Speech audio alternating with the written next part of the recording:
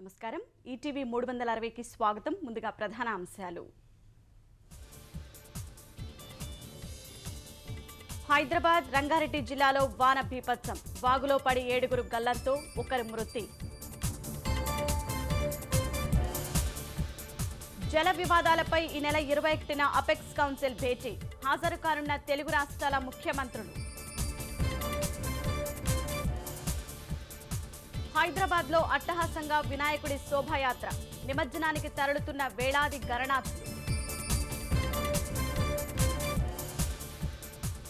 Railway zone కావాలి, అది కూడా విశాఖకే రావాలి. రాజీ పడే ప్రసక్తే లేదన్న ముఖ్యమంత్రి చంద్రబాబు.